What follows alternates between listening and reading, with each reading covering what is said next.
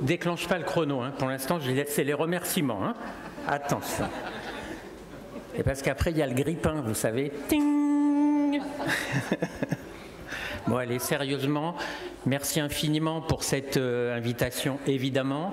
Je suis très ému de voir un plateau de modérateurs comme ça, que je connais depuis si longtemps et pour des tas de raisons. Et je vous félicite à toute l'organisation parce que vraiment, on a des leçons à prendre. Donc ça, c'est bien. Sans rentrer dans le détail des dates, Eric. Allez, on travaille et donc je dois vous parler non pas de l'évaluation de la fonction VD parce qu'il faudrait plusieurs heures, mais on va centrer ça autour de ce qu'on appelle le couplage ventricule droit artère pulmonaire. Alors, je vais essayer vraiment de me situer sur un repère cardiologique. Hein. On parle de cardiologie et notamment on ne parle pas de pneumologie. Pour moi, il y a 3 étapes.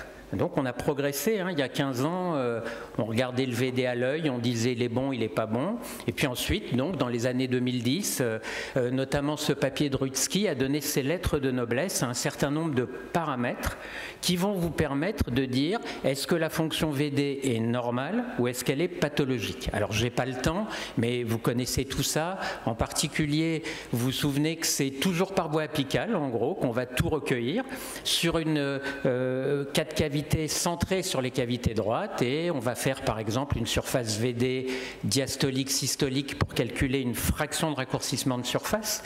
Christine vous parlera de la FEVD en 3D si vous avez les moyens technologiques pour la faire.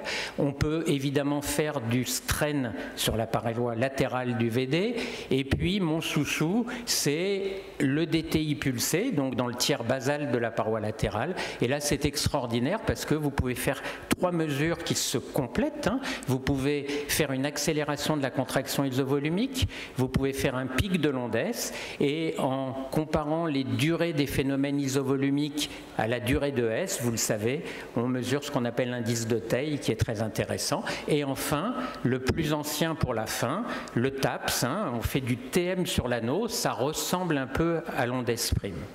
Donc, vous avez mesuré de préférence plusieurs paramètres et si vous avez des paramètres pathologiques, vous allez pouvoir conclure à une dysfonction ventriculaire droite. Alors ensuite, il faudra se poser la question du pourquoi et je vous dis d'ores et déjà que certes la dysfonction intrinsèque du VD, la maladie du muscle, elle existe, hein, la cardiomyopathie, évidemment l'infarctus, mais comme vous allez le voir, très souvent chez les malades cardiologiques, c'est plutôt un problème d'élévation de la post-charge qui va vous donner une dysfonction ventriculaire droite. Et ensuite, c'est un peu plus récent, un peu plus nouveau, mais tout à fait normal, lorsque vous allez être face à ce couple entre des paramètres VD qui dysfonctionnent et une post-charge élevée, il va falloir essayer de voir s'il y a adaptation entre la fonction VD intrinsèque et la post-charge, et c'est ça la notion de couplage qu'on peut approcher de façon assez simple en échographie.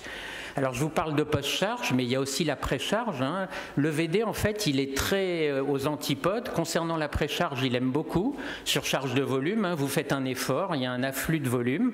Eh bien, le VD encaisse très bien. S'il n'encaissait pas bien, la POD monterait trop et il n'y aurait plus de débit efficace. Donc c'est vraiment un garde-fou essentiel.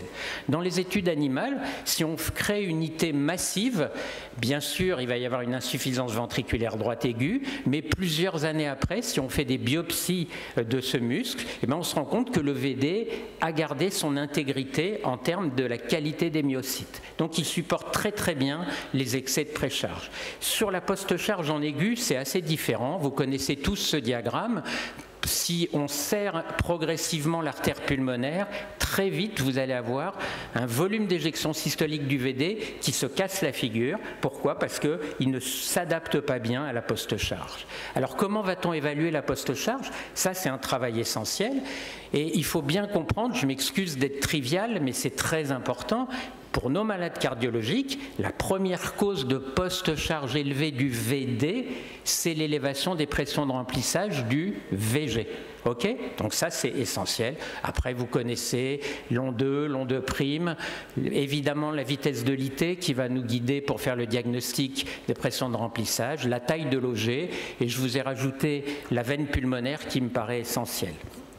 Ensuite, il y a une deuxième approche qu'on va appeler l'approche des résistances pulmonaires, mais c'est surtout un garde-fou très important. Comprenez bien, on va vite, on mesure une unité, elle vous paraît normale, 2,50 m.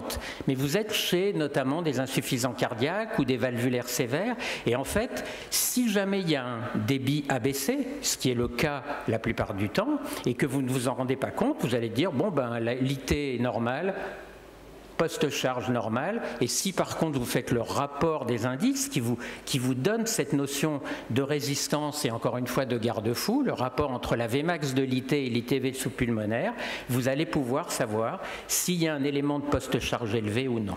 Alors, de façon formelle, les résistances pulmonaires, ça se calcule hémodynamiquement par la différence entre la PAP moyenne et le capillaire divisé par le débit cardiaque, et si on veut aller plus loin, mais dans un caractère là qui va plus concerner les maladies pneumologiques, bien sûr la PAP moyenne est un élément essentiel, hein, ça représente on va dire 80% de la charge, de la post-charge du VD, et vous voyez que la formule de la PAP moyenne, ben, elle regroupe les résistances, le débit, le capillaire, donc tous les éléments qu'on vient de voir. Souvenez-vous qu'il y a la formule de Schemla, à partir d'une PAP systolique mesurée à l'écho, vous pouvez avoir une PAP moyenne. Et puis le Graal, c'est l'élastance artérielle. Ça, c'est vraiment la méthode de référence pour évaluer la post-charge du VD. La formule, c'est PAP moyenne sur volume d'éjection systolique. Et par un jeu de simplification, vous voyez, on peut arriver à une autre formule qui est la résistance pulmonaire par la fréquence cardiaque. Juste, souvenez-vous que quand la fréquence cardiaque augmente, ben, c'est un élément qui va augmenter la post-charge. Alors, cette mesure du couplage, donc relation encore une fois entre la contractilité VD et la post-charge, donc c'est le rapport entre d'une part l'élastance ventriculaire droite, donc cette mesure de la contractilité intrinsèque du VD que vous pouvez dériver de façon invasive sur des courbes pression-volume que vous n'aimez pas en général, mais vous voyez ces courbes pression-volume qui tous les points de relation pression-volume télésystolique que vous voyez ici sont reliés toujours par une droite, et la pente de cette droite, ben c'est ça l'élastance ventriculaire droite. La formule, c'est PAP moyenne sur volume télésystolique. Alors si on avait accès facilement à la PAP moyenne, on pourrait le faire en imagerie, mais on n'a pas facilement accès à la PAP moyenne, si ce n'est de façon indirecte. Et puis l'élastance artérielle dont on vient de parler, et lorsqu'il y a une bonne adéquation entre la contractilité VD et la post-charge, on a un bon couplage. Alors idéalement, le rapport des élastances, il est à 1, mais dans la réalité, hein, ça consomme de l'énergie et le rapport est un peu plus élevé. Alors, ce que je veux que vous compreniez, c'est comment on va approcher ça échographiquement. Donc vous avez compris que si on fait cette division, on arrive à une formule qui est volume d'éjection systolique sur volume télésystolique. Et ça, évidemment, ce sont des paramètres qu'on va pouvoir approcher en 3D, et Christine vous en parlera tout à l'heure. La deuxième façon d'approcher le couplage, c'est simplement les indices dont on a parlé au début, les indices de fonction. En fait, vous allez voir, c'est plutôt des indices de couplage. Et si vous voulez être le plus performant et le plus pragmatique, il va falloir combiner ces indices de fonction, en général, avec la valeur de PAPS. Donc, juste en une diapositive, le 3D, pour vous montrer la formule du rapport des élastances, hein, ça devrait vous rappeler étrangement la formule de la FEVD, hein, c'est-à-dire volume télédiastolique, VD, moins volume télésystolique, sur, non pas volume télédiastolique, mais volume télésystolique. C'est ce qu'on obtient une fois qu'on a fait les rapports des élastances, et donc, en 3D, on peut les approcher. Christine vous en parlera. Une des grandes limites, c'est qu'on sous-estime beaucoup les volumes en 3D, et donc on ne peut pas comparer ça tout à fait avec le cathétérisme. Je vous ai parlé tout à l'heure des paramètres de dysfonction. Donc après, il y a évidemment des seuils, hein, c'est ce qu'on aime en cardiologie. Je ne vais pas tous vous les égrener, mais vous connaissez toutes ces valeurs. Et lorsque vous êtes en dessous de ce seuil, normalement, en théorie, vous allez dire il y a dysfonction VD. Alors qu'est-ce que ça veut dire dysfonction VD? Et là, pour bien comprendre, je voudrais pendant une petite minute vous parler d'études animales, et notamment d'études animales avec des porcs chez qui on a créé une hypertension artérielle pulmonaire. Quand vous voyez ces porcs et qu'on mesure les indices de fonction qu'on vient de voir, ils sont tous abaissés, S', FRSVD, etc. Et évidemment, si vous mesurez l'élastance artérielle, par définition elle est très élevée, c'est une hypertension artérielle pulmonaire. L'élastance ventriculaire droite est augmentée. Alors, pour certains d'entre vous, ça paraît trivial, mais moi, je voudrais que vous mettiez bien ça dans votre tête. Ça veut dire que vous avez des indices de fonction qui sont bas. On a tous le même réflexe pavlovien. S' est bas, ça veut dire que le VD est mauvais. Mais là, vous voyez, c'est pas que le VD est mauvais, c'est pas que le VD est normal, c'est que le VD est super normal. Donc, malgré la super normalité du VD, vos indices de fonction sont bas.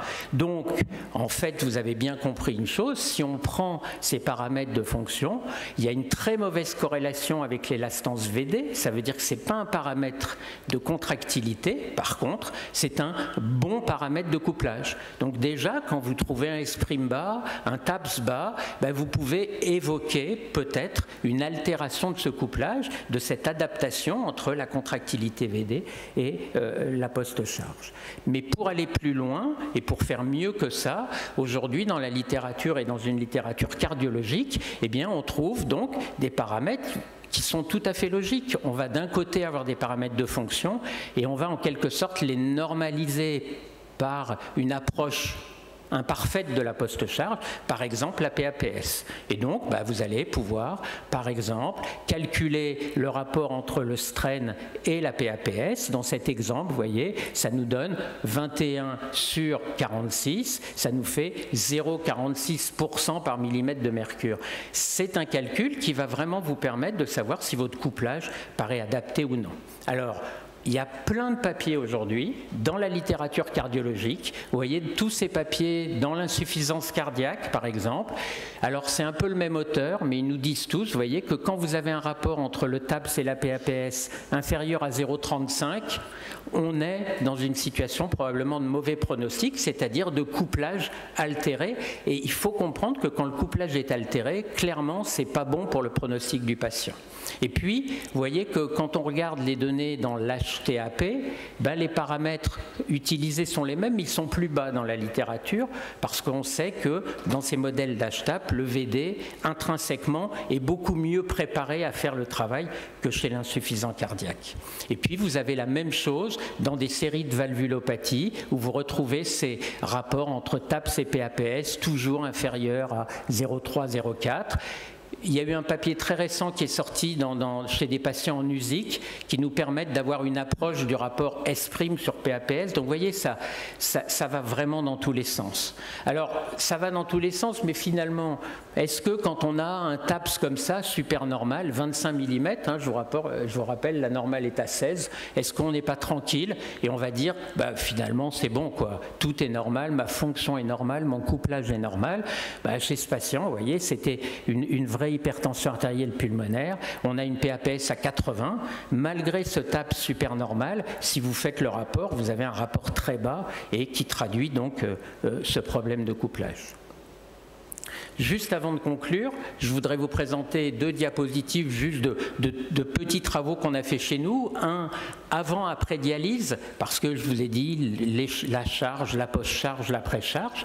Donc avant-après dialyse, on retrouve sur le TAPS et le strain latéral, vous voyez, des variations de ces paramètres, donc ils varient bien avec la charge, et on a été rassuré de voir que quand on fait le rapport avec la PAPS, on a une stabilité complète de ces paramètres, donc ils sont, ce qui est attendu évidemment, indépendant des variations de charge. On a fait un autre travail très pragmatique, il me reste 2 minutes, très pragmatique, sur une centaine de patients en cardiologie, où on a voulu voir, je ne sais pas si on a eu raison, mais là on est vraiment dans la pratique quotidienne, on a pris des patients qu'on a essayé de très bien caractériser. Vous savez que les paramètres de fonction, ils sont souvent discordants. Donc là on a pris 47 patients chez qui les critères étaient tous concordants. On les a a tous fait, fantastiquement normaux. Et puis au contraire, on a eu des patients tout à fait anormaux, on a considéré comme anormaux quand ils avaient au moins 3 paramètres pathologiques.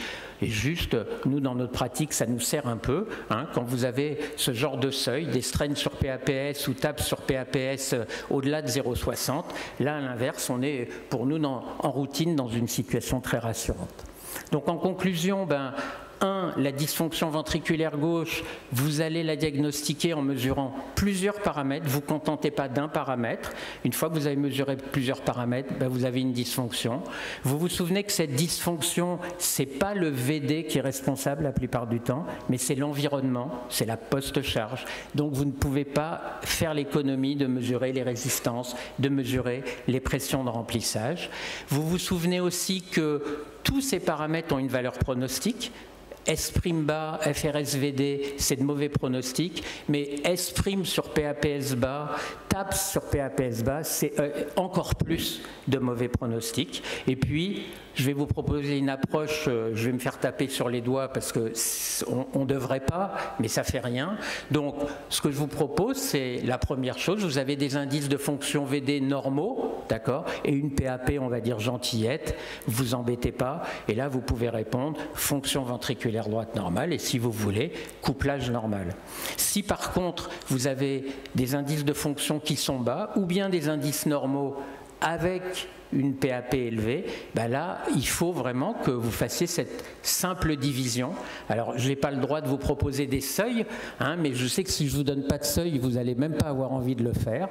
Donc voilà, ce qui me paraît intéressant, c'est que vous fassiez le TAPS, le S', le strain, et vous voyez qu'entre ce que j'ai appelé un couplage inquiétant et un couplage très rassurant, il y a une grosse zone grise que les publications des années à venir vont probablement combler. Et je vous remercie beaucoup.